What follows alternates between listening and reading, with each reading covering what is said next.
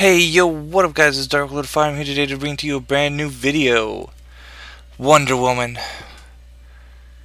Let's talk about Wonder Woman, guys. Now, Wonder Woman is a movie that had great potential. It could have been something really, truly amazing. But instead, what we got is a movie that is just okay. Now, I'm going to tell you what I'm talking about, but I'm going to have to run through the storyline real quick so that way I can like tell you the one change that would have made the movie one of the best movies. Not just superhero movies, but one of the best movies of all time. So I'm going to run through the story real quick. So I'm going to let you guys know right now, spoilers. You have been warned. The movie starts in the future, and then instantaneously we go into a flashback.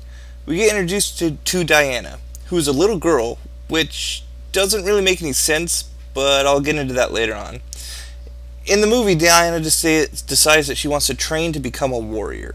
Her mother tells her no, and that war is not everything. When Diana asks more about it, her mother tells her a tale of Ares, who was the god of war, who fought and killed all the other gods and then corrupted all of man.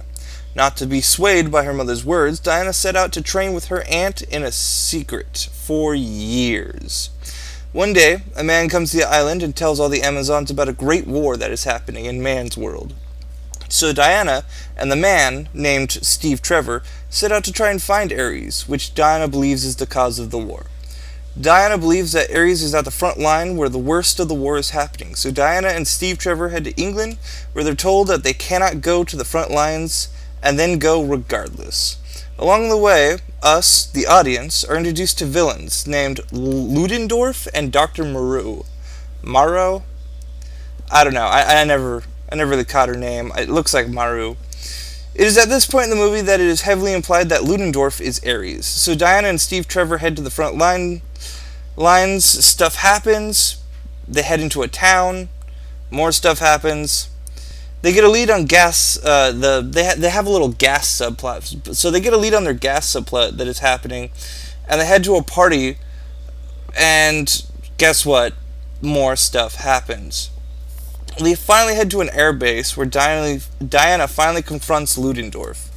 Diana beats Ludendorff rather quickly, I might add, and then tells Steve Trevor that everything should be fine now. After both of them look out over the distance and see German soldiers still putting together war machines, Diana becomes confused. Wondering why Ares' control has not lifted, Steve Trevor then delivers a very emotional and impactful speech about how maybe some people are good and maybe some people are just bad.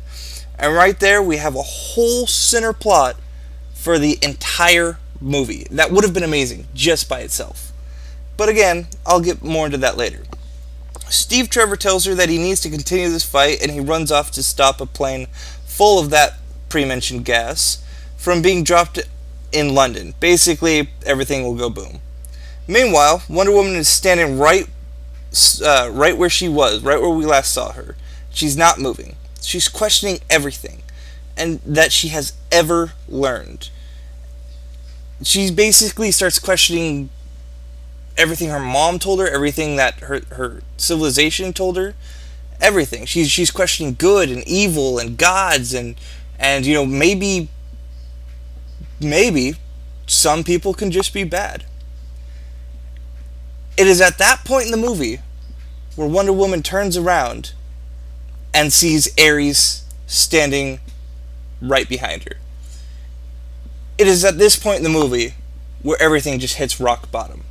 And this is why.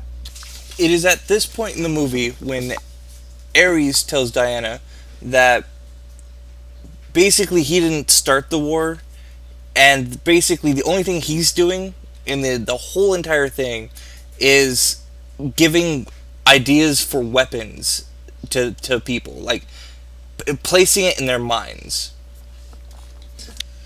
And the one change that I was talking about earlier that could have made this movie absolutely amazing, don't have Ares in it at all. I mean, really think about it for a second. She goes and hunts down some guy that we all think is this god of war guy, right? Turns out that it's not him. she's standing there, she's confused, she starts questioning everything she's ever known, and then all of a sudden, she sees her boyfriend go up into a spaceship and die. Well, not a spaceship, like an aircraft, but gets into a giant plane, and he kills himself, basically, to save the world. Now, if she would have done that while she was still standing there confused, questioning, like, her morality and everything, and the morality of people, of man's world, it would have made a much more compelling movie. It would have been a much stronger case for good versus bad. But instead what we get is a very unneeded and unnecessary fight scene between Diana and Ares. We don't need that. I mean, don't get me wrong, the fight scene was absolutely amazing. Ares was a fucking pimp. But it was unneeded. I think the story would have been better if she, while standing there still questioning everything, he sacrificed himself because that she was so stunned, and that's what caused her to take action for the better of humanity for the rest of all time. I don't know. That's my thoughts on the movie. I think that it was a golden opportunity that they totally squandered. Tell me what you guys think in the comments section below. I would love to hear you guys' opinions on this. I don't know. Maybe I'm crazy, but I think I've got a good point. Alright, so yeah, I hope you guys liked my video. If you did, make sure to give it a thumbs up. If you did not like my video, make sure to give it a thumbs down. Leave any comments in the comment section below, and subscribe if you guys want more of my content. Alright, thanks for tuning in, guys. Peace.